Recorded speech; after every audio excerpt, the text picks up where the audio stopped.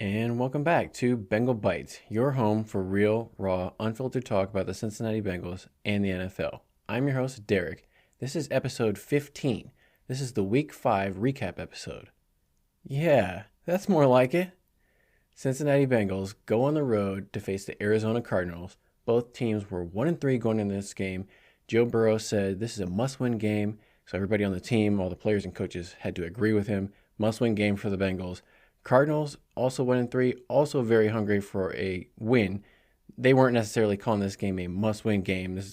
Expectations were different for both these teams. But in this episode, we'll break down everything interesting that happened before, during, and after this Bengals win. We'll examine all the key moments and crucial decisions by the players and coaches that led to this 34-20 victory over the Arizona Cardinals in Scottsdale. Before we get into this episode, this is a reminder that this show is not sponsored by anyone or anything. If I were sponsored by anyone, I would be getting these episodes published a lot sooner after the game. I know that's the peak interest time for listeners and fans of the team is, within the first 24 hours of the game.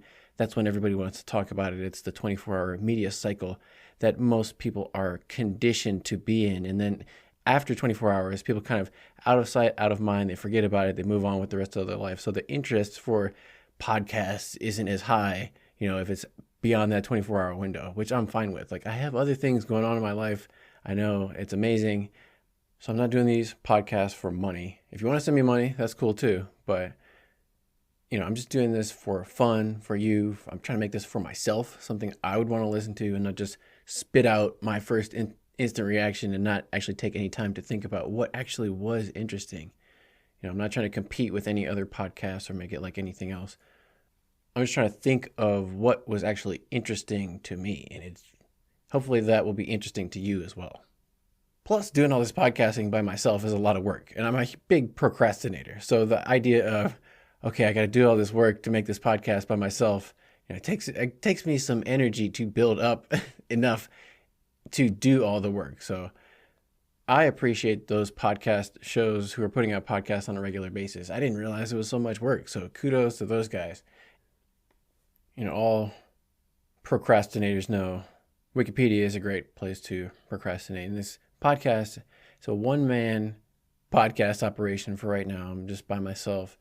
Kind of like, I didn't even know this. I've been listening to Foo Fighters for decades now, and I didn't even realize that the first Foo Fighters album was just Dave Grohl recorded all the instruments, all the vocals by himself pretty much in a week and put out 15 songs on the first album. Had like one other person do some backing guitar work, but it was mostly just Dave Grohl. After Nirvana broke up, he was the drummer for Nirvana, hugely popular band with Kurt Cobain, and after that, a lot of people probably expected Dave Grohl to be the drummer for a new band or join another band, but he was like, I think I'd rather do something different. So he put all that together. For some reason, I got to that because I was looking at Wolfgang Van Halen's Wikipedia page. Apparently, he is also doing a solo project of his own in a similar sort of fashion to the Foo Fighters. But if you know of Van Halen, he's the son of Eddie Van Halen and Valerie Bertinelli.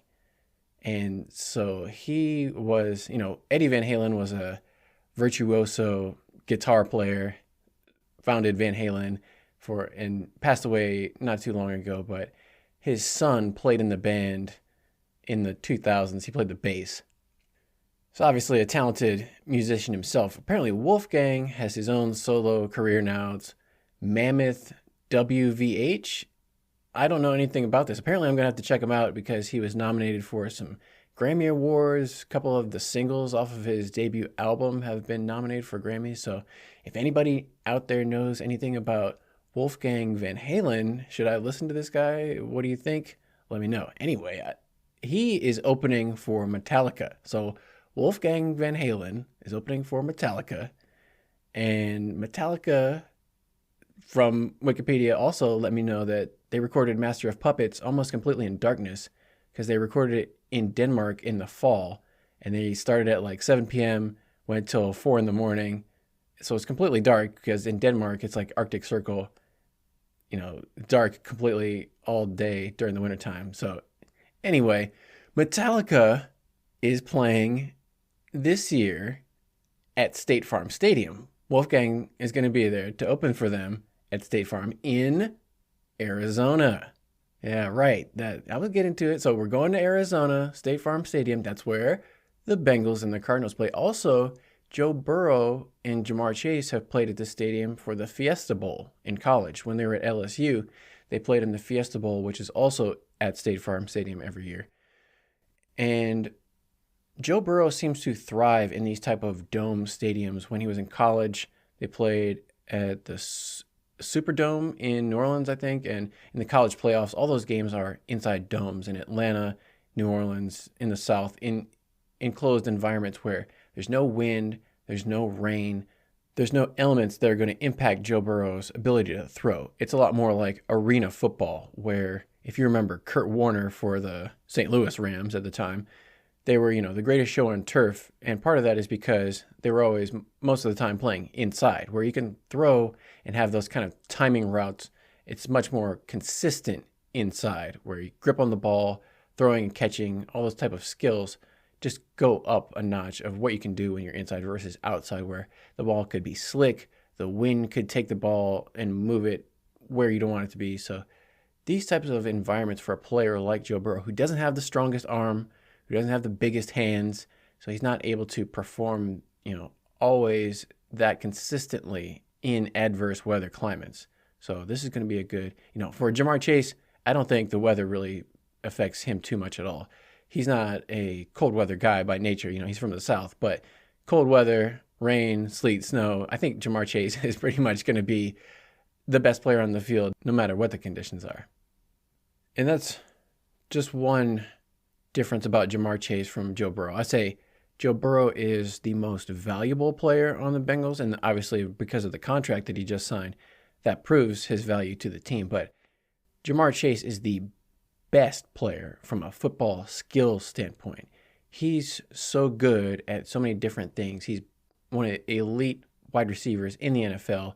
He's at the top. If he keeps up his season the way he's been going, he's going to be Pro Bowl for sure, maybe even All Pro.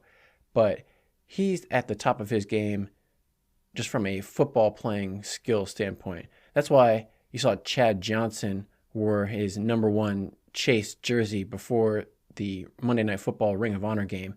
During the pregame, Chad was out there with a Chase jersey on. No offense to T. Higgins or Tyler Boyd or any of those other receivers, but, Chad was wearing a Chase jersey for a reason, because he's in a class all by himself.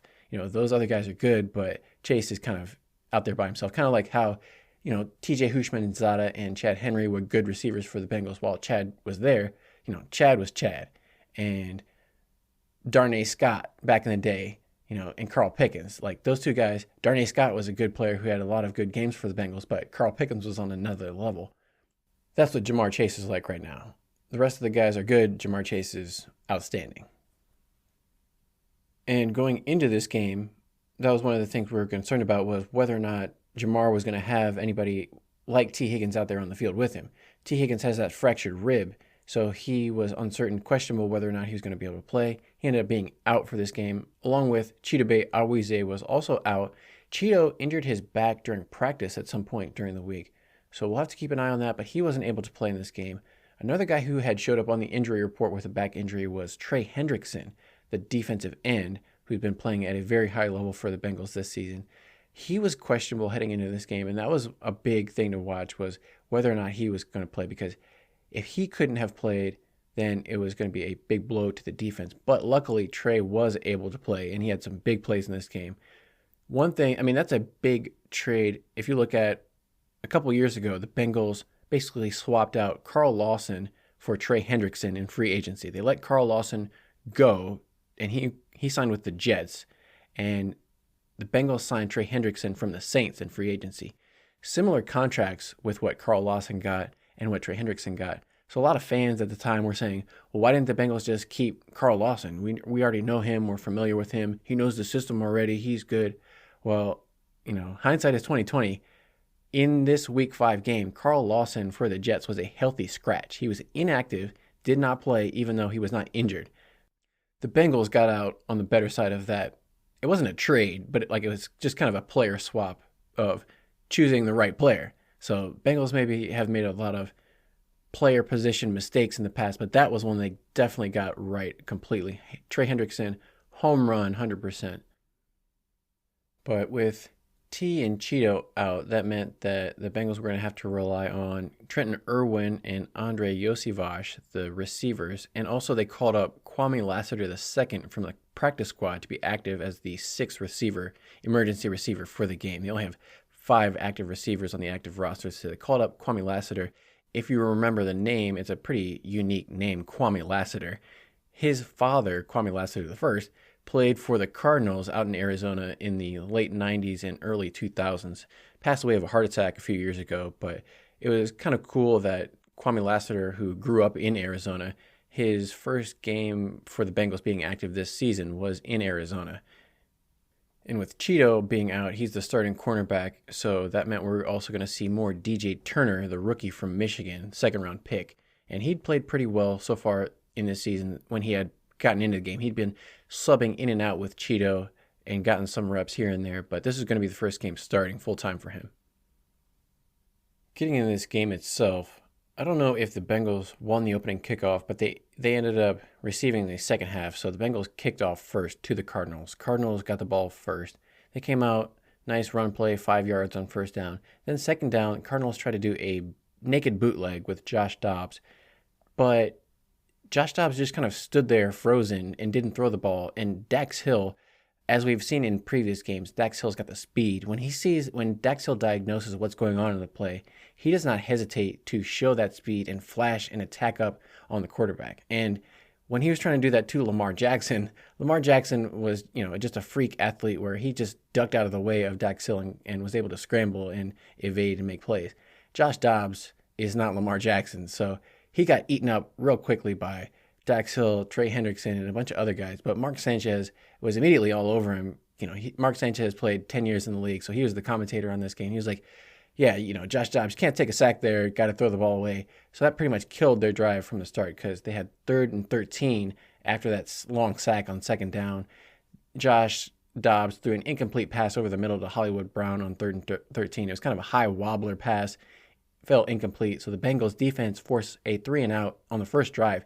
Great start, something they had not been able to do in their other games. Previously, they had let teams drive the ball all the way down and score a touchdown on their opening drives and were immediately playing from behind in a lot of their games. So the fact that they were able to get a stop, keep 0 points on the board, and give the ball back to their offense immediately was a great sign in this game to start.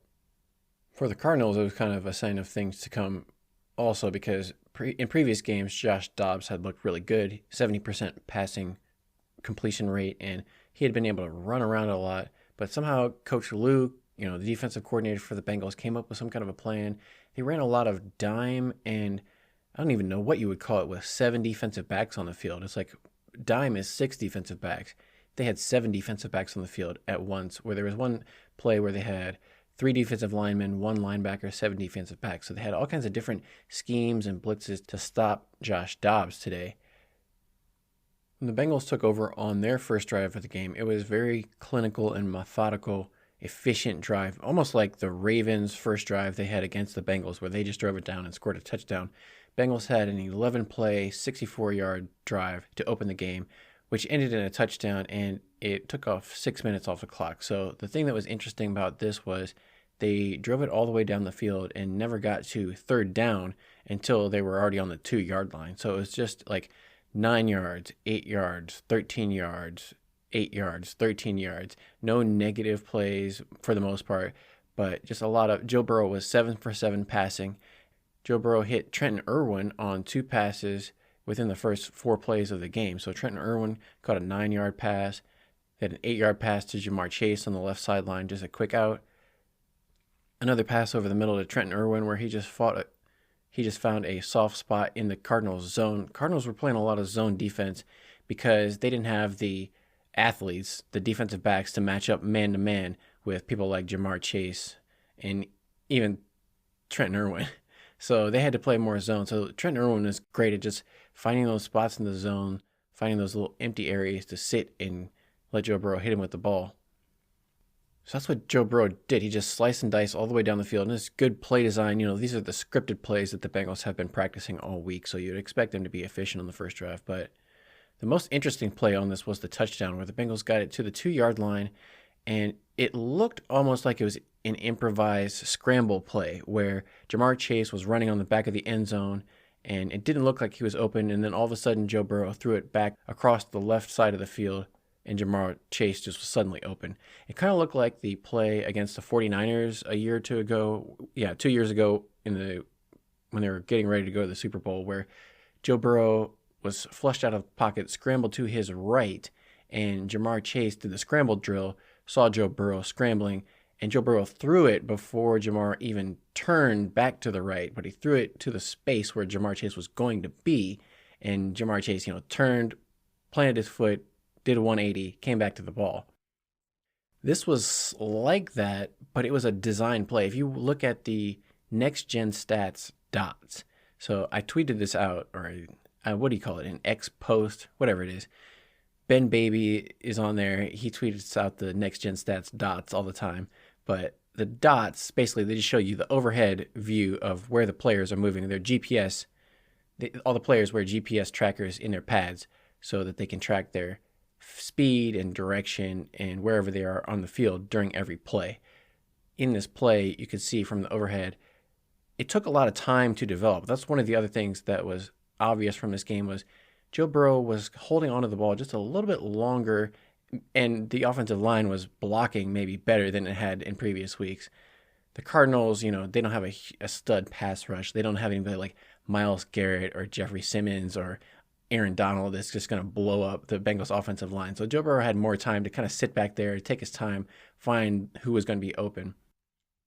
And on this play, Joe Burrow bought time. He took a little bit of a step to the right just to buy a little bit of an extra time. Not that he was under pressure, but it was kind of an intentional step to the right.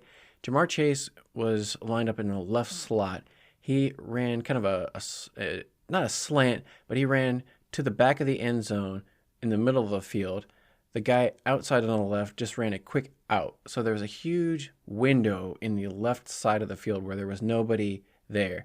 Jamar Chase, as soon as he made eye contact with Joe Burrow, they got that timing with each other where they know where each other's going to be and where he's going to throw it. As soon as Jamar looked and saw Joe Burrow see him, he planted his foot in the ground and broke it off back to the offensive left where that gap in the defense was going to be. And Jamar Chase said after the game that was the intentional play. They're like, "Oh, how'd you know to go there?" He's like, "That was my route. That's what I was supposed to do." So even though it looked like just a kind of an improvised, wow, that was just an amazing, improvised play by you guys. Like, no, that was the design of the play. So a very well designed play that they ran and practiced, throughout the week. Good job by Zach Taylor and Brian Callahan and the coaching staff, knowing that they could kind of use that chemistry between Jamar and Joe and use it on the goal line like that. It's hard to get open in the goal line because the space is so compressed.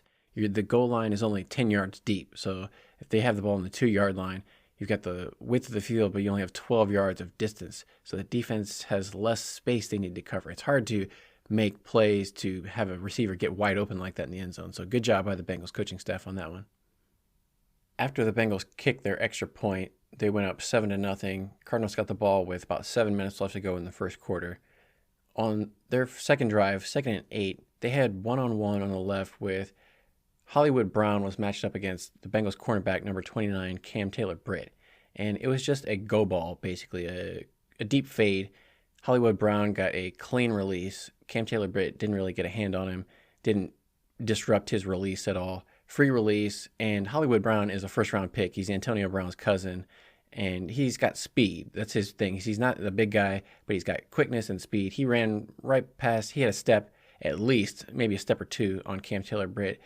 If it had been a good pass from Josh Dobbs, the Cardinals quarterback, probably would have been an easy touchdown because I don't think Cam Taylor-Britt would have been able to catch Hollywood Brown if he had caught it. But for the Cardinals, unfortunately, it was overthrown by about 5 yards. So bad pass from Josh Dobbs, missed opportunity from the Cardinals. Bengals were fortunate that the Cardinals weren't able to tie it up most likely on that play because what happened on the next play, 3rd and 8, They tried to do a quick pass out to Rondale Moore in the right flat. DJ Turner, cornerback out of Michigan, number 20, comes up, stops him cold in his tracks, doesn't get anywhere. So a nice open field tackle by DJ Turner. One of the issues against the Titans was missed tackles. They had 12 missed tackles, gave up a lot of open field running, yards after catch. That was good to see, another 3 and out by the Bengals defense. That's 2 3 and outs to open the game. Outside of like getting an interception or a fumble or something like that, making the other team punt the ball away to you is about as good as you can ask for from the defense.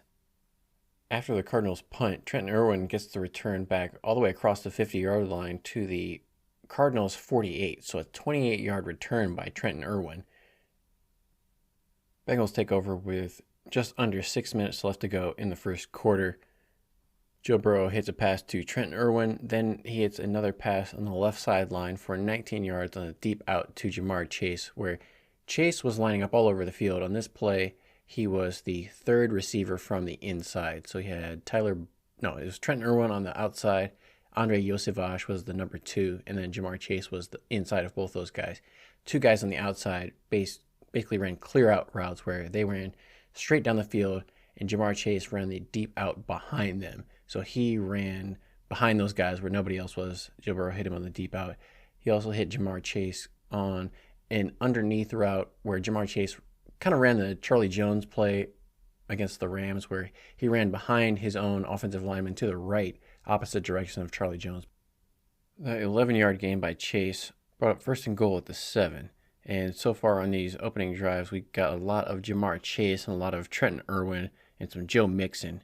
But those are the 3 primary guys we've been seeing getting the ball, touching the ball on these drives. 1st and goal, it was Joe Burrow's first incomplete pass of the day with 3 minutes and 14 seconds left to go in the first quarter. So Joe Burrow started off 10 for 10 passing. His 11th pass was his first incomplete pass. And it wasn't even that bad of a pass. It was just a little bit low and outside to Jamar Chase in the corner of the end zone. It looked like he got both hands on it, but he just wasn't able to squeeze it and complete the catch all the way through. So a little bit off, but still you're thinking, wow, this is a great start from Joe Burrow. 10 for 10, that's much better than he had looked in any of his previous games. Heading into this game, he had the lowest completion percentage, or one of the lowest completion percentages of quarterbacks in the NFL. So the fact that he's already, starting off very accurate, on time, in rhythm to all his receivers, and they're catching the ball and not dropping it. That's the other thing we saw in some of the other games. It's not necessarily all on Joe Burrow. Some of his receivers needed to do a better job of catching the ball when it was in their hands. Everybody was doing a much better job today of throwing, catching, blocking. He was getting better pass protection from the offensive line and the backs up front. So he had time to throw on a lot of these. He wasn't holding the ball for 2.5 seconds and throwing it as he was in some of the previous weeks. Now he was able to hold it a little bit longer, 3.5, maybe even 4 seconds to let the play develop. On 2nd down, Bengals completed a short pass to Irwin, but he didn't gain any yards. Just went out of bounds for no gain. So on 3rd and 7, or 3rd and goal from the 7, Burrow gets pressure off a left edge from Gardeck. Gardeck, the Cardinals defensive end, beats Orlando Brown around the edge and gets pressure, but he's not able to sack Joe Burrow. Then Joe Burrow gets away. He sees another guy coming in. He does a 360 spin and jumps out of the tackle of this other guy. So this is the first time we've seen Joe Burrow have to move and use any kind of athleticism and really test out that calf that we were so nervous about in these past few weeks. The protection had been so good in the game so far. He hadn't really had to move or do anything. This was the first play we'd seen that. So he got away, did the spin move, got away from the second guy. You're like, oh, now Joe Burrow is going to find Jamar Chase and make something happen in the back of the end zone. He gets away. He dances out of the tackle. You're like, oh, here comes this Joe Burrow magic. He's about to make something happen. And then number 92 for the Cardinals, Kevin Strong, out of nowhere, just plants Joe Burrow flat on his back, straight in the ground. It's like, oh, it's kind of the flat into the ground, real hard. Everybody, gasped in the stadium. I'm sure watching at home, people are like, oh no, is Joe Burrow hurt? Is he okay? He got flattened on the ground on that play. Not the ending we were expecting. So, he got up, he was okay, he walked off the field, no problem. No problem with the calf, no problem with his head, back, any internal injuries. So he looked good. But that was the first time where you're kind of like, I had my heart in my throat. I was kind of peeking out from behind my fingers watching the game like, oh no, Joe Burrow, is he okay? It's going to be so stressful to watch, Hopefully, as these games go on and, like you said, his calf gets more healthy, I'll be able to relax a little bit and not constantly be worried that he's going to get hurt on every play. But I feel like I'm, a parent or something watching their kid up in the stands playing, where every play I'm kind of wincing and like, oh no, Joe Burrow, don't get hurt. Bengals have to settle for a field goal after that sack of Burrow. That makes it 10-0 Bengals, up with a little bit over 2 minutes left to go in the first quarter. The Cardinals' offense was able to wake up offensively on their third drive. The biggest play that got them down the field was they had a 3rd and 5 at their own 43, and they completed an 18-yard pass to Hollywood Brown over the middle. He was running from right to left, where it wasn't really you maybe call it a pick play or a rub play, where he got some interference from his receivers. He came underneath, caught the ball, and was able to do a catch and run up the left sideline before Nick Scott tackled him out of bounds. But DJ Turner was trailing from behind, but there was interference that DJ Turner got caught up in. He wasn't able to get across the field and make a play on the ball. That was a big play for the Cardinals. They were also using their tight ends. Jeff Swaim, Trey McBride were catching passes over the middle. The Bengals defense actually held them to a 3rd and 9 at the 25, but then they had one-on-one man-to-man coverage with Jalen Davis on Hollywood Brown. And Hollywood Brown beat him on a slot fade over the top for a touchdown. Jalen Davis was completely beat. Clean release off the line of scrimmage and good throw by Josh Dobbs. So instead of completely overthrowing him like he did earlier down the left sideline, he hit this one for right on the money for a touchdown. Bengals got the ball for their third drive with about 12.5 minutes left to go in the second quarter. First pass, the Bengals tried to go deep, but the Cardinals were all over it. Bengals tried to cross Jamar Chase over the middle, and Cardinals read it. They picked him up, didn't have anywhere to go with the ball, so Burrow just threw it away. Second play was a run up the middle for Joe Mixon for 4 yards. 3rd and 6, Bengals tried to go for a pass, but the Cardinals ran a twist stunt up the middle. Ted Karras and Travion Williams, the third down back, completely did not block this guy from the Cardinals. He just ran completely untouched up the middle. He came, from the outside in, but Ted Karras went left. Travion Williams looked right.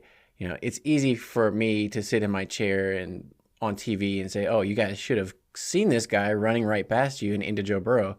But, it's a lot easier said than done. I understand that. But missed assignment by somebody there. You can't let a guy just run straight to the middle untouched at Joe Burrow and sack him for an 8-yard loss on third down. So the Bengals ended up having to punt. They got a decent punt from Brad Robbins, 59-yard punt, but then they got a 15-yard penalty for unnecessary roughness on Devin Harper, who they just signed from the Cowboys as a free agent off the practice squad. So this is like his second week on the team and probably first game that he's really getting any playing action in as special teams. Getting a 15-yard penalty is not the way to endear yourself to the new teammates. After that quick 3-and-out by the Bengals, Cardinals take over at around midfield for their next drive. The biggest play for the Cardinals on this drive was the run by James Conner on 2nd and 10. James Conner, who is second in the NFL coming into this game in rushing in the NFL behind Christian McCaffrey of the 49ers, he broke off a 35-yard run to the right where he broke the containment of Cam Taylor-Britt, who just kind of dove at his feet, didn't even get a piece of him, and then left his feet, which is the worst thing you can do as a defender. Unless it's at the goal line, don't just give up on the play and leave your feet. But anyway, he eventually got his knee cut out and chopped out of bounds by DJ Turner and I think Logan Wilson down the field. But this was actually the last play that we saw of James Conner in the game. After this, he was out. And that was a big loss for the Cardinals because they're already down Kyler Murray. They're already down Budda Baker. So he was pretty much the third best player they had on their team. And losing him was a big loss. The Cardinals, after this point, weren't quite the same team. But anyway, even without James Conner in the lineup, the Cardinals were able to finish off this drive with a tight end catch to the tight end Zach Ertz over the middle. They made the extra point. That put the Cardinals on top 14-10. So quite a swing in the game. Bengals had started off hot, forced 2 3-and-outs by the Cardinals and went up 10 points. All of a sudden, the Cardinals force a 3-and-out of their own. They score 2 touchdowns. They're up 14-10. So a big swing back and forth in this game. Bengals take over. They have a short run from Mixon, incomplete pass to Chase. For some reason, they were just a little bit off. Chase was wide open in the middle of the field, and it looked like Burrow was expecting Chase to sit down and stop, and Chase was maybe still on the move a little bit, so it ended up being behind Chase. He only got one hand way behind him, couldn't catch it. So that brought up 3rd down and 7. They tried to hit a deep comeback to Andrei Iosivas, and again, he was just a little bit off in the connection with his receiver. Joe Burrow was a little bit off in his connection with the receiver. The play right before this, he had been a little bit off with the connection to Chase. This one, Andrei Iosivas was trying to run a deep comeback to the sideline, and I don't know if maybe Andre ran it a little bit too deep, because it looked like it was a similar play with Chase in the end zone where Andre and Burrow looked like they made eye contact, and it was kind of Andre got a good release to the outside, and he had good position on the defensive back where he could do pretty much anything he wanted to do. He could go deep, he could go stop, like back shoulder fade, come back, whatever he wanted to do.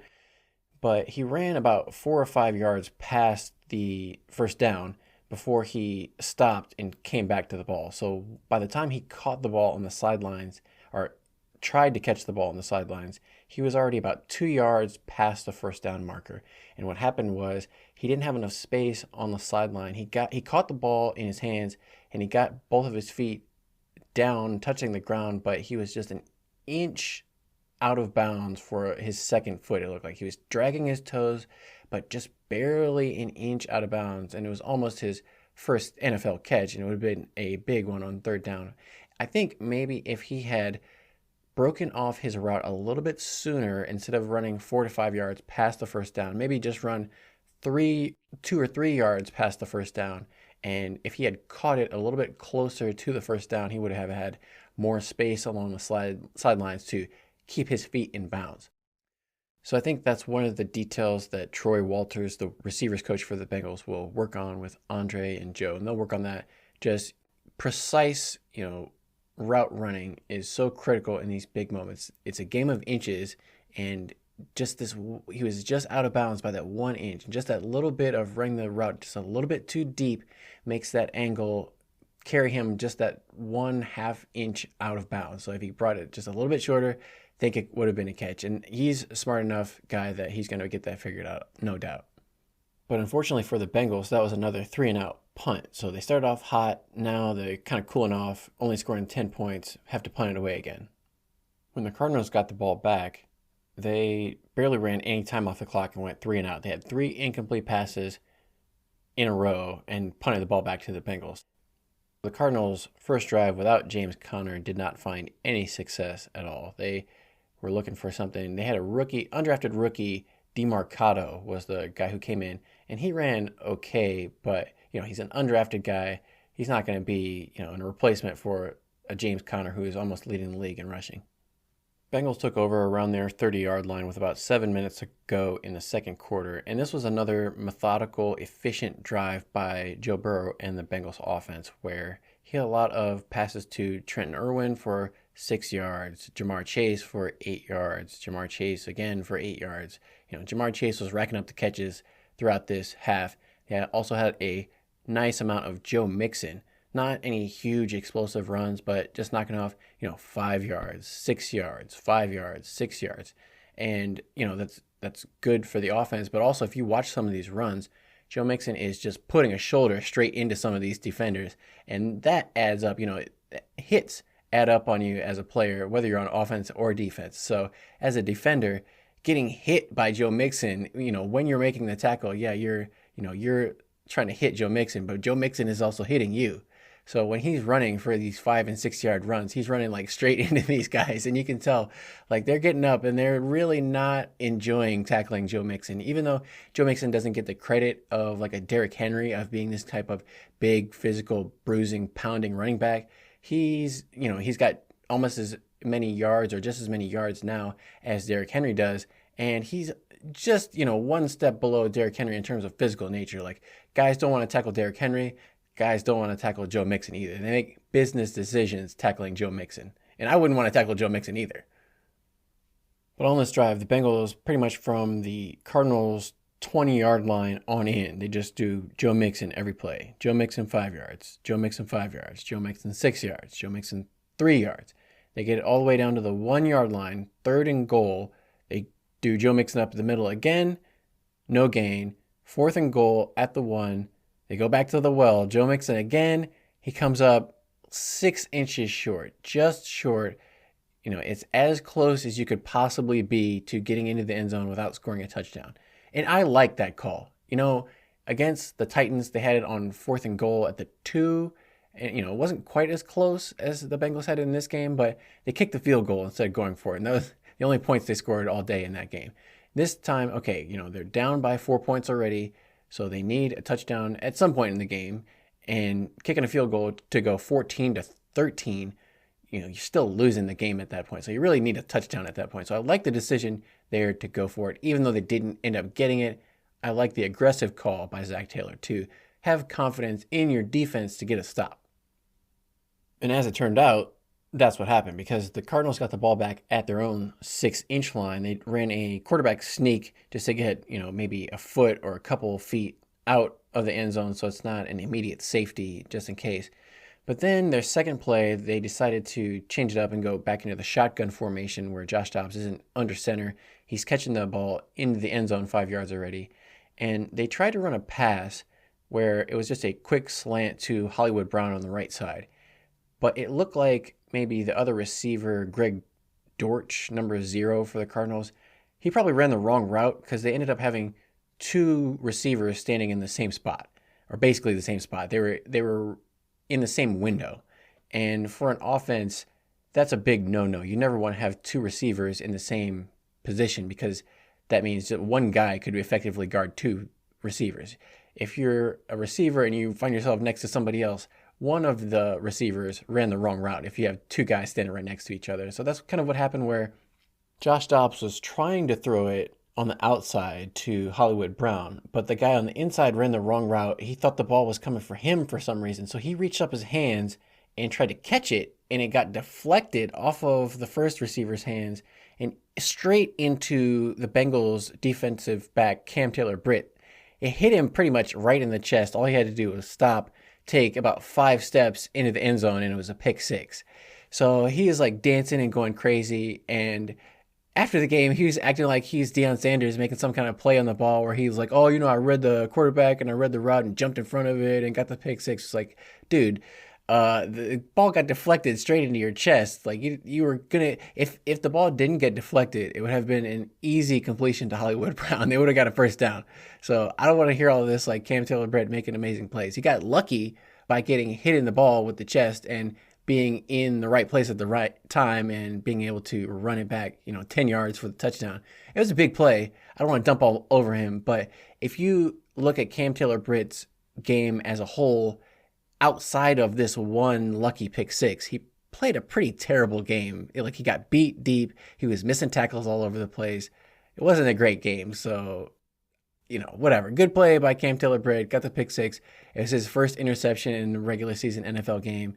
It's his second year in the league, and it's his first pick, and it was a lucky one. They hit him right in the hands, so congratulations. I know, I'm a hater on Cam Taylor-Britt. I'm a little bit salty recently because the Who Dey chant, he always messes it up. He says, who they say going to beat them Bengals. Even after Ted Karras corrected him, they had Cam Taylor-Britt in the video saying it wrong. So he can't even get the Who Dey chant right on the video. That's why I'm mad at him. But also, we traded up to draft him in the 3rd round, and he hasn't been that good so far. Tariq Woolen, who played for the Seahawks, all-pro rookie last year, could have had him, but no, we got Cam Taylor-Britt instead. And I think Zach Taylor likes him because he went to Nebraska. He's a Cornhusker, he's a Husker, he got Husker pride. All this horse crap about Nebraska. I don't care anything about Nebraska. I'm just going off on a tangent at this point. But the Cardinals get the ball after the Bengals kickoff with about a minute and a half left. They go 3 and out again, where Logan Wilson probably should have had another interception. The ball was right in his hands on 3rd and 4. He wasn't able to bring it in, kind of juggled it up 3 or 4 times in the air, and it fell to the ground. So the Cardinals ended up having to punt again. Bengals got the ball back with about a minute left to go in the second quarter, but they weren't able to move the ball and do anything. They got a couple passes, but then Joe Burrow got sacked. Another stunt up the middle, right past Cordell Volson. They always show these slow motion replays of guys just running right past Cordell Volson, and he's kind of like just turning his head and watching them go by him as they sack Joe Burrow in the backfield. It's like, man, why? Whatever. But Bengals go into halftime up 17-14. It's still a close game, a little bit closer than we would have liked. Definitely, given the strong start the Bengals got off to 10-0, as you don't want to see the Cardinals come back and take the lead at any point in the game. So the fact that the Bengals going into halftime with the lead is good, and we know that the Bengals are going to get the ball after halftime because they kicked off first. Bengals got the ball to start the second half. They got it on their own 25, ran a couple plays, short pass to Tyler Boyd, and run to Joe Mixon to pick up the first down. Bengals had it 1st and 10 at their own 37. They hit a deep pass to Jamar Chase, probably the best pass of Joe Burrow's career, like deep pass-wise. It hit Jamar Chase perfectly in stride for the touchdown. Great play design by the Bengals coaches, great execution by the Bengals players. They said after the game they weren't sure, Jamar Chase said maybe the coaches saw something at halftime because they came out right after halftime and ran this play. And it was a well-designed play. What happened, Jamar Chase was lined up on the outside left, but he had a very tight split, meaning he was not spread out wide near the sideline. He was more lined up closer to the middle of the field. They had Tyler Boyd inside of him, and they had Trenton Irwin on the right side. Trenton Irwin and the Cardinals were supposed to be in cover 2 defense, basically, meaning that they have 2 deep safeties. One safety is supposed to cover the left deep half. The other safety covers the right deep half. On this play, Trenton Irwin from the right side, he ran a deep hit, or a deep curl, basically. He ran about 12 yards and stopped completely. Jamar Chase on the left side was running a deep post, which means he basically just took off sprinting straight down the middle of the field. He ran up vertically for about 10 yards just to make it seem like he could go out straight up, make his direction ambiguous. But after he got to about 10 yards, he broke his route off across to the center and middle of the field. What that did was the left deep safety was already on Jamar's left shoulder. Jamar had the inside track, the inside path, and he's already running at top speed. So he ran right by the safety on the left. The right safety, because he saw Trenton Irwin run this curl, the deep right safety for the Cardinals completely stopped. He stayed at about 15 yards and let Jamar Chase run right behind him, right over his head. They threw the ball straight over top of the safety in the right side for a touchdown. That was a huge breakdown from the Cardinals defense of letting Jamar Chase just get completely behind your defense. You never want to do that. And that's the first time where we had seen Jamar and Joe connect on any of these deep routes all season. When Joe Burrow first threw this pass, my initial instinct was, oh, here comes another incomplete Joe Burrow deep pass. It's probably going to be overthrown or out of bounds or something like that. He had not had any success all year. And then when I saw Jamar Chase running under it, I'm like, okay, I see he's open. He's like 3 steps ahead of the other guy, but it maybe looks like it was going to be overthrown. And no, he's not going to catch it. And then, it was just hit him perfectly. He had to reach out his hands. It wasn't underthrown at all. And he said afterwards, he came back to the huddle and Joe Burrow told him, yeah, I bet I didn't underthrow you on that one. Because a couple of years ago, there was a pass where he threw it deep to Jamar, who was wide open. And he didn't really hit him directly in stride. Jamar had to wait just a little bit, and that let the defender catch up to Jamar after he caught it and tackle him before he could run it in for a touchdown. This one was so far out in front of Jamar that he had to extend himself and reach out and grab it, almost like the touchdown, kind of just a similar ending to the touchdown that Jamar caught in Pittsburgh, where he just accelerated at the last second, burst out and reached out and snagged the back half of the football, it seemed like, right before he went out the back of the end zone. This one wasn't quite to that level of extremeness, but he did an amazing job of reaching out over his shoulder. It was kind of like a baseball outfielder catching a ball. And, inside that stadium, the ceiling is dark, and then there's lights up in the rafters, so it's hard to run down the field at top speed with a helmet and face mask on, bouncing all over your head, looking up into the lights, tracking this ball. The ball went 58 yards in the air, so it was the longest throw completed in Joe Burrow's career. So the calf not having any issues, and Joe Burrow would never say this, but there was reporters asking him if his calf being hurt was affecting his deep ball and he wasn't able to throw it deep. Joe Burrow was just thinking, yeah, like stick that in your pipe and smoke it. Stupid reporters asking me about my calf and the deep ball. Like, there's a deep ball, have some. So the tide has kind of turned back in favor of the Bengals, where they got up. The Bengals initially got off to that 10-point early lead. Then the Cardinals came back, scored 14 points unanswered to take a lead of their own. Now the Bengals have this pick six and this deep bomb touchdown pass to Jamar Chase. They're up 24-14 with about 13 and a half minutes left to go in the third quarter. So Bengals back up by 10, 2-score lead. After the touchdown, Cardinals get the ball back and they make a drive of their own. They get a couple first downs, one off of a Josh Dobbs push up the middle. They kind of do the Eagles short yardage, Jalen Hurts brotherly shove? Yeah, so they just kind of like everybody get up in the line of scrimmage, push up the middle. Eagles do one of those to the Bengals. They're successful on that. Get a couple other short passes to Rondale Moore and DeMarcado. But then kind of the big play on this drive, 3rd and 4. Bengals are not able to get home any pass rush to Josh Dobbs. He scrambles out to the right, finds a wide open Rondale Moore who was guarded by Cam Taylor-Britt one-on-one. He got like a huge separation from Cam Taylor-Britt, and then Cam Taylor-Britt missed a tackle, so he got another like 5 or 10 yards out of this. That set up the more missed tackles on Hollywood Brown by DJ Turner, and Logan Wilson gave up another first down for the Cardinals, so they're driving it down. Cardinals end up scoring a touchdown on this drive where they broke it around the left end. For some reason, Trey Hendrickson was out of the game. They had Joseph Osai playing.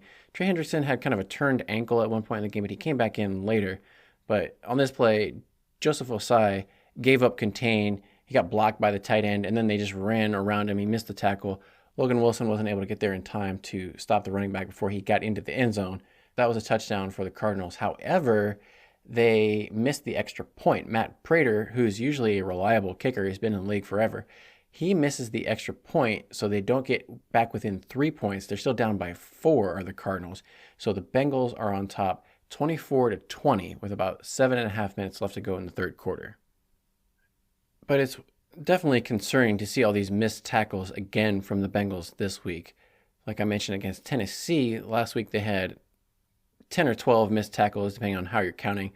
And usually the Bengals are one of the better tackling teams in the league. They maybe only get 4 or 5 missed tackles in a game. So to see, 3 or 4 missed tackles in the same drive is pretty concerning for the Bengals defense. They asked Zach Taylor about this after the game. Hey, Zach, we've seen some missed tackles from the defense. What are you going to do about it? And obviously Zach Taylor doesn't know anything about defense. So he was like, well, we just got to get in better positions and wrap up and do whatever you got to do to get them on the ground. And he went on to talk about how the Bengals don't ever practice tackling live in training camp. They practice tackling maybe 2 days out of the entire training camp, and during the regular season they never practice tackling. He was like, oh, that's not what we're about. Now, I'm not saying they need to go out there and tackle each other every day, but they were asking, okay, well, if you never practice tackling during the regular season, you don't during training camp, how do you improve? And he was like, oh, he basically gave a non-answer. He may as well have said, I don't know, because he's never tackled anybody in his entire life. Asking Zach Taylor how somebody should improve their tackling is like asking me how you should improve your French. I have no idea. I've never spoken French, so I'm the absolute wrong person to ask. Just like asking Zach Taylor anything about defense. Anyway, Bengals take over again after the Cardinals touchdown. They get it. Another methodical drive where they're picking up first down after first down, pass to Jamar Chase. Then we saw Chase Brown even got a 2-yard gain on a short catch out of the backfield, but hey, at least they're getting Chase Brown involved in the game, and somebody who's not Travion Williams, but more on that later. Anyway, we got more Joe Mixon out of the backfield. He was picking up chunk yardage. It was before halftime I actually called that Jamar Chase was probably going to break the Bengals receiving record for a game because he already had 7 catches before halftime, and the Bengals record for a game is 13. Jamar had 12 catches in one of the previous games, and that was one shy of the record, and the coaches said if they had known the record was 13, they would have tried to get him more catches to get the record. So the fact that he was already, on pace for that record, it was looking like today was going to be the day that he ended up breaking the record, and he did.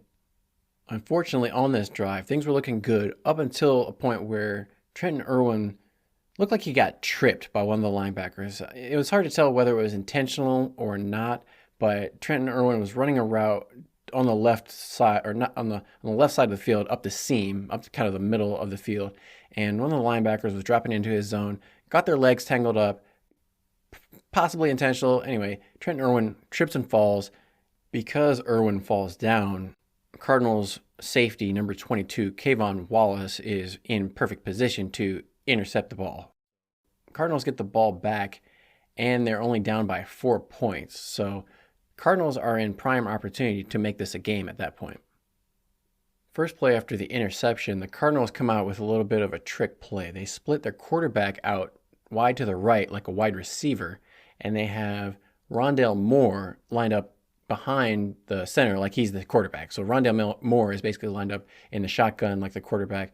They put Hollywood Brown in motion, and he comes and runs behind the backfield like he's going to take the handoff around to the right.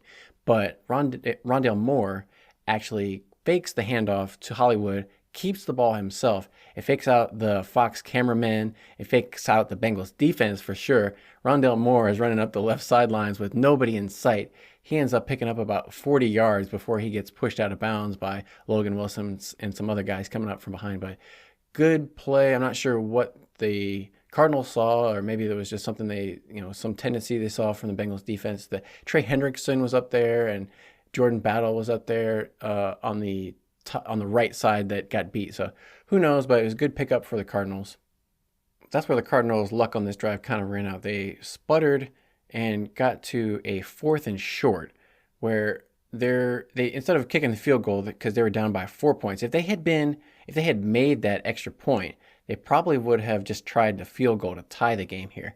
But because the Cardinals were down by 4, they went for it on 4th and 1 from the 16-yard line, and they ended up not getting it. For some reason, they ran a design run for Josh Dobbs, the quarterback, and it didn't really get blocked up. I'm not sure what the blocking scheme was supposed to be, but they didn't have everybody blocked, and Jermaine Pratt was standing right where Josh Dobbs was trying to run. So pretty easy tackle. He made a good open field tackle on him, didn't let him get the first down before Sam Hubbard and DJ Reader and a couple other guys came in to help prevent Josh Dobbs from making that. So the ball went over on downs back to the Bengals offense. Huge stop by the Bengals defense.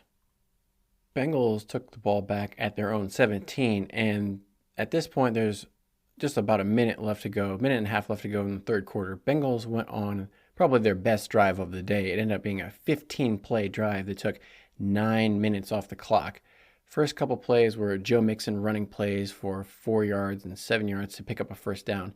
Then on 1st and 10 from their own 28, we saw Joe Burrow make his first attempt at a scramble where he got a little pressure in the pocket, navigated where he stepped to the left, stepped to the right, got away from the blitz, stepped up into the pocket, past everybody, past the line of scrimmage, and was able to scramble for about 11 yards for a first down before he slid down, nice baseball slide. So that was good. He didn't, it was kind of in between a normal Joe Burrow run. It looked like about 95% Joe Burrow. So maybe he wasn't taking off 100%, but he looked way better than he had at any point in the season so far. After the run for the first down, Joe Burrow got up and gave his little trademark Joe Mixon, put the ball out in front of you to signal first down and then drop it like you're dropping the mic. So Joe Burrow was back feeling himself, typical Joe Burrow. That's what we love to see.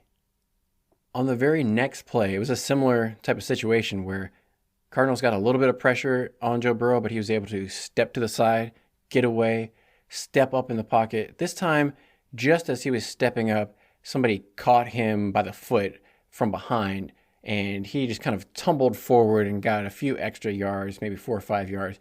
But again, these were just some of the plays which would have been sacks for sure in previous games. In other games, he wasn't able to move off of that 1 point even a little bit. He was like a statue, basically like Peyton Manning, if you remember, like old, late career Peyton Manning when he was with the Broncos, Denver Broncos. Like, he was not moving anywhere. He was catching the ball out of shotgun and throwing it. That's pretty much the way Joe Burrow has been operating. But at this point, Joe Burrow, and I noticed like he was wearing the Air Force Ones in this game, so he was breaking out some new kicks. Maybe he was feeling a little bit more, and they were playing on grass. That's the other thing is, except for Cleveland, which was in the rain, the Bengals have played all their games on artificial turf because Paycor Stadium is artificial turf. And even though it looks like grass, in Tennessee, it's an artificial surface as well. So maybe the fact that they were on grass in Arizona was making Joe Burrow's calf feel a little bit better too. You never know. But the Bengals kept driving. Like I said, it was a 15-play drive. So it was a long, methodical drive. There weren't a whole lot of big chunk plays, just a lot of 5 yards from Joe Mixon, 5 yards to Travion Williams up the middle, 7 yards to Trenton Irwin. They had one 14-yard pass to Jamar Chase on the left side. Cardinals picked up a defensive pass interference penalty on Irv Smith Jr. in the end zone, where the linebacker just kind of held him while Irv Smith was trying to go out on the route. So the Bengals got the ball first and goal at the 1-yard line. They didn't get in with a Joe Mixon run up the middle. He actually lost 2 yards, where the Cardinals just totally sold out on a run blitz. They didn't even worry about defending the pass. They just brought everybody up the middle to stop Joe Mixon because he was on the 1-yard line, so you got to sell out there. Bengals got it at the 3, so they had third and goal. This play was kind of similar to the first touchdown in that it was a short yardage goal line Joe Burrow scramble drill where he's scrambling out to the right a little bit, got a little pressure in his face. But unlike the first pass where it was like a designed scramble drill, this was more of a real scramble drill. And Joe Burrow had so much time back there, so credit to the offensive line and everybody blocking up front. But no credit goes to the Cardinals defense and their safeties because they had basically 3 guys who were assigned to stop Jamar Chase from catching the ball. It was triple coverage, and none of them stopped him. Jamar just ran past all of them. I actually stopped watching Jamar Chase on the play because I saw 2 guys were guarding him. I was like, oh, well, he's covered, so Joe Burrow can't throw it to him. And then like a second later, he's throwing to Jamar Chase. I'm like, what is he doing? Oh, it's because he's wide open. These guys just let him run right by him. Like they were kind of looking behind them to see where he was or something, but another big breakdown by the Cardinals defense. You can't let Jamar Chase just run through the back of the end zone completely untouched and let him catch his 3rd touchdown of the day. So he was doing all kinds of gritties. He was doing the Neon Dion dance in the end zone. 3rd touchdown. And after the game, I watched Jonathan Gannon, the Cardinals head coach, in his press conference, what he had to say about this.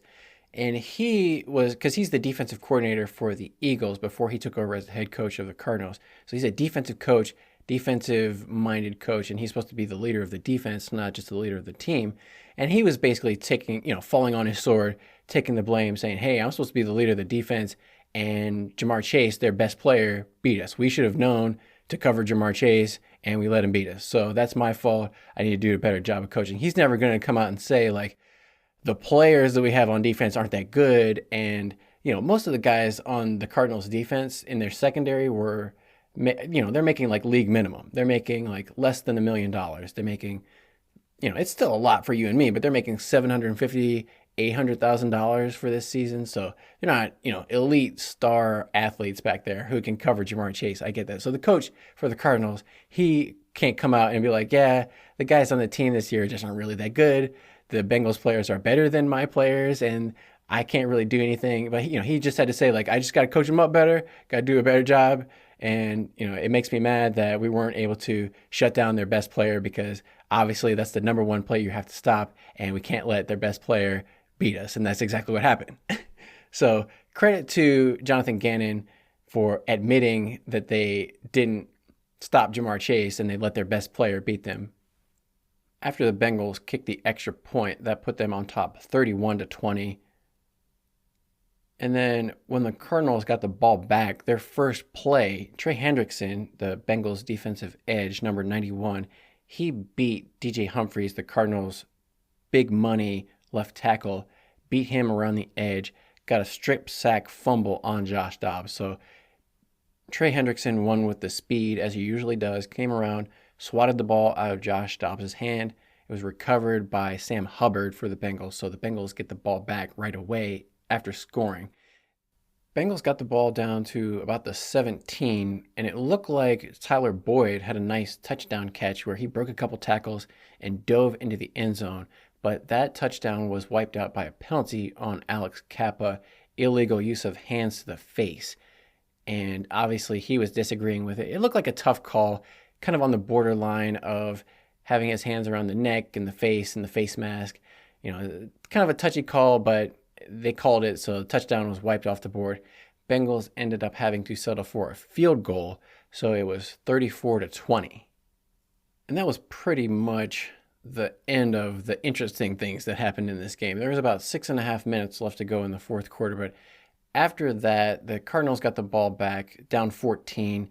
They ended up going for it on 4th and 2, and it was intercepted by Jermaine Pratt like 20 yards down the field, and then Jermaine Pratt looked like he injured his shoulder. Jermaine Pratt has a tendency to intercept passes on 4th down when he doesn't need to. Like in the Raiders playoff game, it was 4th down. Jermaine Pratt intercepted the pass from Derek Carr, and the Bengals took over like inside their own 10-yard line. It would have been better in that scenario for Jermaine Pratt to not catch the ball, just let it be incomplete so that the Bengals would take over on offense where the opponent had previously held the ball. If you catch the ball and intercept it, then your offense comes back and has to take over wherever you catch it. So in this 4th down against the Cardinals, Jermaine Pratt caught the ball 20 yards down the field and then rolled out of bounds. So the Bengals had to take over on offense 20 yards further away than it would have been if he would have dropped the pass, basically. So it's a good for the stats. Like, it looks good for Jermaine Pratt that he got an interception, but for the team, it would have been better if he would have just let it fall on the ground and not injure his shoulder at the same time. But actually, there were a couple other things interesting that happened in this game. After Jermaine Pratt intercepted the ball, Bengals took over around midfield. They ran a couple plays, got to 3rd and 1. And at this point, there's about 4 minutes left to go in the game in the fourth quarter. They're up by 2 touchdowns, 3rd and 1. Basically, if they get a first down, the game is over, pretty much. They're going to get a new set of downs. They're going to be able to run out the clock. Cardinals are going to have to use up all their timeouts, and the game will be over at that point. So 3rd and 1, it would be really good if they could convert and pick up a first down. We see Joe Burrow come up to the line of scrimmage. They've got Travion Williams in the backfield lined up next to Joe Burrow in the shotgun, 3 wide receivers, and Joe Burrow makes a audible, or he says can, meaning cancel whatever the first play we were going to run was, and we're going to run the backup play, the secondary play. So whatever we had, we're switching plays, we're going to run the other play, basically. And you see this all over the league. Every team does this. They call 2 plays in the huddle. First play doesn't work, run the second play. On this play, the 3rd and 1, after Joe Burrow does the can, they snap the ball. Joe Burrow takes it, hands it, tries to give it to Travion Williams, tries to shove it into Travion's arms. Travion is having none of it. He does not want the ball. He's looking to pass block. He thinks it's a pass play. So Joe Burrow is standing there with the ball. He ends up having to try to run and escape himself, ends up getting sacked and losing 6 yards on the play. He gets up and is just screaming at Travion Williams, what are you doing? I called the audible. You're supposed to take the handoff and run the ball on 3rd and 1. And he's just screaming at Travion. And Travion's oh, man, F. He's pounding his chest my bad. Obviously, it's your bad. Everybody in the whole stadium knows Joe Burrow is standing there trying to give you the football. And if you're a running back, that's the ultimate sin, because you need to know as a running back, you need to getting the ball. That's supposed to be your entire job, is running with the ball and gaining yards. If you don't even know what the play is and the quarterback's trying to stand there and give you the ball and you won't even take it from him, you can't play in the game then. They need to get Travion out, put in Chase Brown, Chris Evans, anybody else who would want to take a handoff from Joe Burrow in a critical moment in the game. Now, at this point, they were up by 14 or up by 2 touchdowns. So it wasn't really that big of a mistake. It didn't end up, biting them, coming back to haunt them. But if this had been a 1-score game or even a tie game where this was, really important, this could have been a huge blunder by Travion.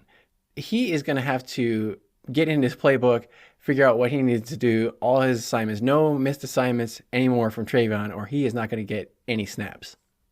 Because you just can't do that. Like, your teammates, and especially Joe Burrow, needs to have trust that you're going to do your assignment, do your job, do what you're supposed to do. If you're the running back and you don't know that the ball is coming to you and you're supposed to take it and run with it, you can't even get in the game. So Trayvon, like I said, he needs to figure it out quick, or he is going to be sitting on the bench. Anyway, Cardinals, they didn't do anything with it on their last drive. Gave it back to the Bengals. The only thing the Bengals did interesting was they threw a audible quick pass to Kwame Lassiter, got a short gain. That was just interesting because that was his first catch in the NFL. And like we mentioned, his dad played his career with the Cardinals as a defensive back. So just kind of a special moment, acknowledgement of, hey, this is a special homecoming for you. To get your first catch here would probably mean a lot to you as a player and your family. I'm sure Kwame Lassiter's family was probably up in the stands. So just a nice, heartwarming moment to have as a team and as a moment for that player and his family. And that speaks to Zach Taylor and the rest of the coaching staff's character to be aware of that, to try to make a point of emphasis to make sure he gets the ball. And Joe Burrow was aware of trying to get the ball to Kwame because I'm sure he was aware of that too. So good moment for the whole team. That's where the Bengals close it out. They get the win 34-20 over the Cardinals. Bengals improve to 2-3. Cardinals drop to 1-4. We said this was a must-win game, and it's only week 5. Dave Lapham, for some reason, the Bengals color commentator, and he's like 70 years old. Get Dave Lapham out of there. But anyway, he was in the locker room asking all the players and coaches, "Oh, did you guys hear that the Steelers beat the Ravens? Oh, did you know?" They're like, "No, we didn't know because we didn't care because it's only week 5. The standings have no impact on what we're going to do out there in the game." Like, I don't know why. He was like so in awe of the fact that none of the players, he thought he was like breaking big news, dropping a surprise on them. Like, "Oh, hey, check it out, guys. The Ravens lost," as if the Bengals players care what the Ravens record is at this point at all. Like, they just need to worry about winning games. It doesn't matter what the Ravens or the Steelers or the Browns are doing. It's only week 5. There's still 12 more games to go after this, and they haven't even played the Steelers once yet. So it doesn't matter what the standings are. The Bengals just needed to get in the win column. They need to stop losing games, get more wins, and the rest will take care of itself. If they beat the Steelers and beat the Ravens and beat the Browns, it doesn't matter what the rest of the teams do when they're not playing. All you need to worry about is yourself and winning football games. So far, the Bengals are still far behind expectations. Going into this season, my expectation with a healthy Joe Burrow and everybody else on the roster was maybe something like 12-5, win the AFC North, go back to the playoffs, another AFC championship, all that good stuff. If they're going to only have 5 losses and they've already got 3 losses, that means that for my prediction to come true, they would only be able to lose 2 more games out of the 12 remaining. So if that's true, they're going to have to go on quite a hot streak. It's probably going to be more, somewhere along, so hopefully like a 10-7 if we're lucky. But first they got to get back to 500 and just get back into winning territory before we can get to 10 or 11 wins. So in terms of expectations, this game against the Bengals and the Cardinals was more like a return to what we would expect out of these two teams. Bengals looking strong, Cardinals looking not as strong. In terms of overall team statistics, the Bengals had 27 first downs to the Cardinals 15. So almost twice as many first downs for the Bengals. They had 19 passing first downs, 7 running first downs, and 1 from penalty. Again, twice as many passing first downs for the Bengals than the Cardinals. And just overall, if you look at the 2 quarterbacks, their performances, Joe Burrow was much better than Josh Dobbs in this game. Joe Burrow got sacked a few times, but he didn't have too many turnovers. He had the 1 turnover where Trenton Irwin fell down on the route. Other than that, he maybe had 1 other pass that was kind of in one of the defender's hands, could have been intercepted. Could have been a turnover worthy play a couple of times for Joe Burrow, but overall, Joe Burrow was 36 for 46 for 317 yards, 3 touchdowns, 1 interception. Josh Dobbs was only 15 of 32, so less than 50% completion rate, 166 yards, 2 touchdowns, 2 interceptions for Josh Dobbs. Josh Dobbs also had 3 sacks. So if you look at the quarterback rating numbers, Joe Burrow had a 108, Josh Dobbs had a 57.6, and then the ESPN QBR rating, which is a 0 to 100 scale of overall quarterback play, including rushing yards and all that kind of stuff. Joe Burrow has a 65 grade.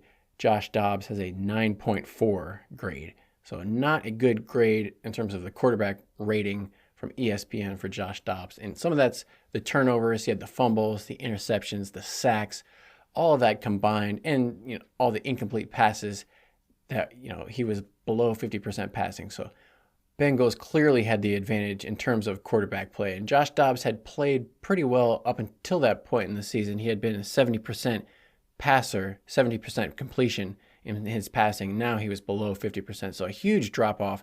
Credit to Luke Anarumo and his defense again.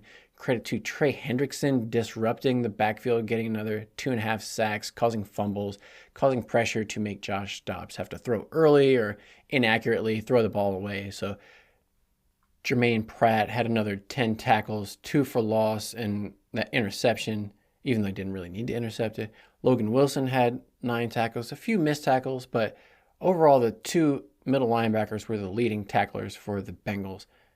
Pretty good sign. As I prefer that as opposed to Dax Hill, Nick Scott, and some of the defensive backs having to make all the tackles. But the big story of the game was Jamar Chase and his day that he had. He had 15 catches, which was a Bengals franchise record, breaking the record of Carl Pickens' 13. Jamar also had 192 yards for an average of 12.8 yards per catch, 3 touchdowns, and a long of 63. And that was all on 19 targets from Joe Burrow. So of Joe Burrow's 46 passes, 19 were to Jamar Chase, and he caught 15 of them. Only 4 were incomplete, and when I think about those, off the top of my head, most of those were just bad passes from Joe Burrow. Like, they were behind him, over his head, just a little bit inaccurate. If he had gotten just a little bit better passes on some of those, Jamar Chase probably would have had about 17 or 18 catches and maybe 4 touchdowns and 200 yards. But hey, franchise record, we'll take it. Another big performance was from Trenton Irwin, number 16, the wide receiver from Stanford. He had 8 catches on 10 targets for 60 yards, no touchdowns, long of 13, and his average was 7.5 yards per catch. So he's more of the possession type receiver, but he does have athleticism. We've seen it on the punt returns from Trenton Irwin. It's just a matter of getting him out in the open field maybe and breaking some tackles, but he's got the hands. People are going to hate me for saying this probably, but this is the first game of the season without T. Higgins in the lineup, and the Cardinals are not a good opponent. They're an inferior opponent, and Joe Burrow was much healthier than he had been in terms of his calf and moving around, making throws, accurate throws, on time, all that. But you can't really argue that the results with Trenton Irwin and Andre Iosivas in the lineup were better than they have been with T. Higgins in the lineup. Like, Trenton Irwin had 8 catches on 10 targets. T. Higgins had a couple touchdowns in the game against the Ravens, but he's also had a few games where against the Browns he had no catches on 8 targets, and then last week he had 2 catches on 8 targets with a couple of bad drops where it just hit him straight in the hands and he dropped it. And part of it is the injury. Like, he can't do anything about having fractured ribs. He can just wait until they heal and come back as soon as possible and be as good as he can. But part of it is, if you're not on the field, you're not producing. And especially if the other guys are playing well, playing better than you, or having better results than you did when you were in the game, that doesn't make a very good case for you to get a new contract. Like, hey, you guys really need me, even though my replacements are doing better than me. Like, why would the Bengals really need to pay up for a guy who's injured all the time, dropping passes all the time, and we've got, rookie, like 6th round and undrafted guys who are putting up the same or better numbers. I'm not saying these guys are T. Higgins. T. Higgins obviously has physical gifts and abilities that these guys just can't do. So T. Higgins is a special, rare talent. They got to do everything they can to keep him around. I'm just saying, in this particular game, the results were a little bit better. And part of that is because Andre Iosivas and Trenton Irwin they were just better blockers on the edge for Jamar Chase. When he was catching these short bubble screens and short hitches for Joe Mixon also, like the receivers were just doing a much better job of blocking than T. Higgins. T. Higgins is good at catching, but blocking is not one of his strong suits. And he's kind of a taller, lankier receiver, so maybe he's not like doesn't have the quickness to mirror and shadow the defensive backs as well to block them. But that was just one of the things where I noticed where the receivers, Irwin and Yosivas, were making much better blocks than T. Higgins was. Tyler Boyd kind of acted in a similar role of Trenton Irwin, possession receiver. He had 6 catches on 7 targets for 39 yards, long of 14. We did also see Andre Yosivas make a catch, kind of a juggling catch. It was questionable whether or not he got possession before he got both feet in bounds, but it looked like it was a good catch. So Andre Yosivas got his first official catch in the NFL. Kwame Lassiter got his first catch in the NFL. Chase Brown got a catch. So the catches were spread out between the receivers and the running backs. But one thing that is important to notice is none of Joe Burrow's 46 passing attempts went to any of the tight ends. So no Drew Sample, no Mitch Wilcox. There was the one pass to Irv Smith in the end zone that got called back because of the defensive pass interference penalty. Irv Smith probably wasn't going to catch that anyway. But that is a good sign because the Bengals have been lamenting all season about how their third down efficiency has been terrible. They weren't able to convert a lot of third downs. And if they go back and look, a lot of the players who were getting the ball on third down were tight ends and Travion Williams, people who can't make anything happen with the ball in their hands. So that's why I was much happier this week that the ball was going to people like Jamar Chase and Trenton Irwin and Tyler Boyd, Joe Mixon, people who are playmakers who can actually do something when they have the ball in their hands and not just wasting these plays, giving it to Drew Sample on 3rd and 10. That's not what these guys are good at. And so that's what the Bengals did. They still had them in the game sometimes on third down. Like they have to have somebody in the game, but they didn't even go out for a pass. They weren't even an option. It was more of, what can you guys do to set up Jamar Chase for success? I think that's kind of what the Bengals changed in their philosophy. Maybe it was because T. Higgins was going to be out for this game, so they were just focusing more on making a game plan around highlighting Jamar Chase. And that speaks to Jamar Chase's fitness and conditioning level. Also, if you watch, he was running all over the field, going in motion, pass routes, and he never came out of the game. So he's got to be in peak physical condition to run all over the field and stay in shape and do that without getting super tired. But also, I felt like a lot of the game plan was, how do we get Jamar Chase the ball in space and let him just move with it? It felt like kind of how the Los Angeles Rams have been just feeding the ball to Puka Nacua, where I think what was his first or second game, he got 17 catches. If a guy gets 17 catches, the defense after like catch number 10, you think they're catching on and like they oh yeah, like this guy's getting the ball a lot. We should probably pay attention to him. But if the offense is good enough, it doesn't matter because you can just make plays, design plays where even if the defense does want to take away your star receiver, you can design around it and get away with it. So it doesn't matter what the defense does. Jamar Chase is getting the ball no matter what. And that's what the Bengals did in this game. They just basically had the other players, the other receivers they were running routes, but they were like decoys. Everybody else on the field was pretty much a decoy or just running interference to get Jamar Chase open. And I feel like that's a much more effective style of offense because Jamar Chase is the best player. They need the ball in his hands. Like last week, he only got targeted 9 times. And I said that's not nearly enough. Jamar Chase needs at least 10 or 12 touches of the ball every game. So the fact that he got 19 targets, hey, good job, Bengals coaches. You're listening to me. Maybe one of the biggest stats in this game was the turnovers. The Bengals only committed 1 turnover, which was the interception from Joe Burrow, where it wasn't really his fault. Receiver kind of slipped down. So that was their 1 turnover. On the other hand, the Cardinals had 2 interceptions, lost the fumble, and they turned the ball over on 4th and 1. So that's another turnover if you count it. So basically 4 turnovers to the Bengals 1. So the Bengals were +3 basically in the turnover margin. That's a great way. You get, 3 extra possessions, 3 extra opportunities to score points on the other team.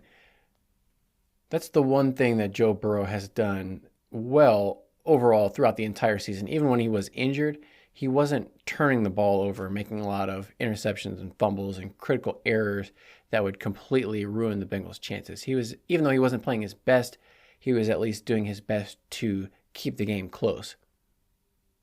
Coming away from this game, like I said, it feels like, okay, now we're back on the right track, back towards expectations. The Bengals are the much better team than the Cardinals. Everything's right back to where it belongs, it seems. It's going to be another big test when the Seattle Seahawks come in to Paycor Stadium for Week 6 to take on the Bengals. But we'll have plenty of time to preview that in our next episode, episode 16. Overall, this is a much better performance by the Bengals. Joe Burrow looked much better than he had all year. He looked the best physically he had, and he played his best that he had all season. Jamar Chase, we knew he was a beast. He had said he's always open. It was just a matter of the Bengals offense being able to get him the ball effectively. So we saw that. That was a great sign. I don't want to call this game a big win. Like, the expectation was always that they were going to beat the Cardinals. So just fulfilling and meeting expectations. It doesn't quite feel the same as when you get like blown out and the expectation was at least to beat the team or at least stay close, and you get completely destroyed. It feels worse somehow when the Bengals lose a game that they were supposed to win as opposed to winning a game that they were supposed to win. So there's somehow, the expectations get set up for disappointment. This one, it still feels good. So just remember, like, even though the Cardinals are not good, we still have to remember that winning a game in the NFL is hard. We have to appreciate every win. Don't take any for granted. So even though it was only win number 2, let's celebrate this one for this week. And then we'll come back next episode with the preview for the Seahawks. And they're going to have another full week to prepare for the Seahawks. Now, the Seahawks have been on a bye, so they've actually had 2 weeks to prepare for the Bengals. But when the Bengals were going into Tennessee, it was a short week because they had played on Monday night, so they only had 6 weeks to get ready and recover for the Titans. So that was, a little bit of downtime. Maybe that was part of the reason why they weren't able to play up to what we would expect. This week, they had a full 7 days to plan out and get ready for the Cardinals, so maybe that helped them. We'll have to see who has the advantage against the Seahawks. Before we go, I'll just remind you to subscribe, turn on notifications, give me a rating, thumbs up, all that kind of business. Not promoting a show. I'm not putting out any ads. I'm not asking for any donations. I'm not doing anything. Share it around with your friends. Tell your friends about it, and maybe we can grow the listener base going forward. Until next time, I'm going to leave you with a hoo-day and stay hungry for more Bengal Bites.